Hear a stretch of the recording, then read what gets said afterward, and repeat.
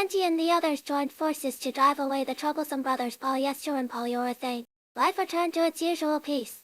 One day, the boys finally couldn't stand the girls' endless nagging on daughters anymore. They'd buy Garterbelt. They took Brief's father's luxury car and headed to the casino city for a good time. Unexpectedly, just after setting off, their car was rammed and split into by another vehicle. Brief discovered that the culprits were none other than polyester and polyurethane, who had been driven away in the previous episode. The two brothers were also on their way to the casino city for a vacation. Learning that Garterbelt and the others had the same destination, they offered them a ride. On the way, Brief asked Garterbelt if this could be some kind of scheme by the brothers. Overhearing their conversation, the brothers assured them not to worry, it was their vacation time, and they weren't the type to mix work with personal life. As they talked more, Brief and Garterbelt realized that the Angel brothers not only shared many similar interests, but were also far more approachable and easy to get along with than they seemed. So, they arrived at the casino city, only to find it under attack by evil spirits. Garterbelt and Brief were no match for the spirits on their own, and with Panty and the others nowhere to be found, Garterbelt thought of polyester and polyurethane, hoping they would step in to eliminate the threat.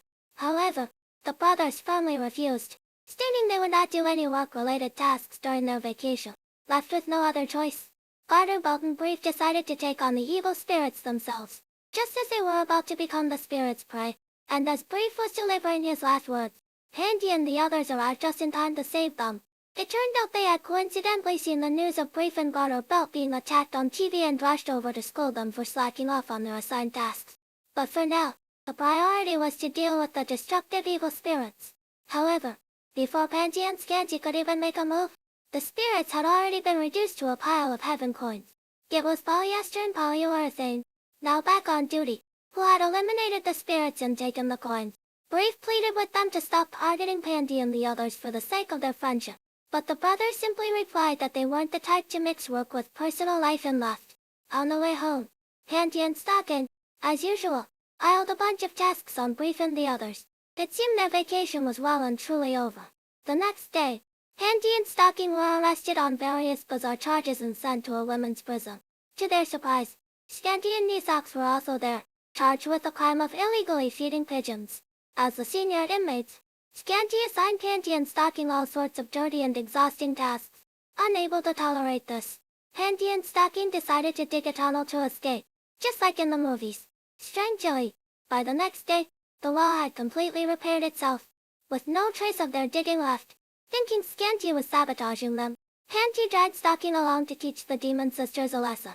As they pondered other escape plans, Stocking discovered that the prison was organizing a football match, and the winners would be granted exoneration and release. To win the game, Panty and Stocking began recruiting teammates from among the inmates.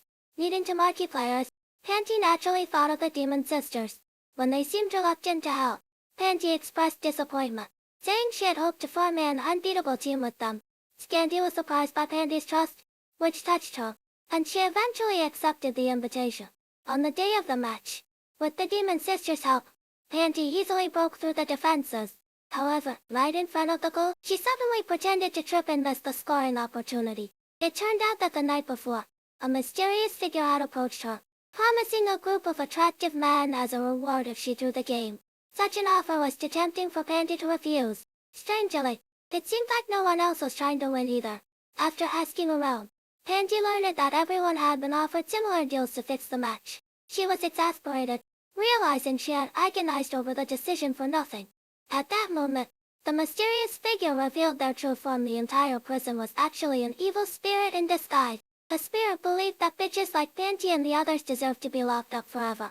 This infuriated Panty and the others, who decided to teach the spirit a lesson for looking down on them. The other inmates rallied behind Panty and the team, cheering them up. This caused the evil spirit's bitch energy to plummet.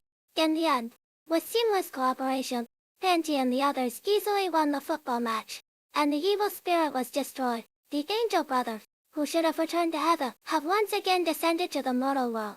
What new troubles will they bring for Panty and the others? Follow my channel to stay updated on the latest episode summaries as they drop.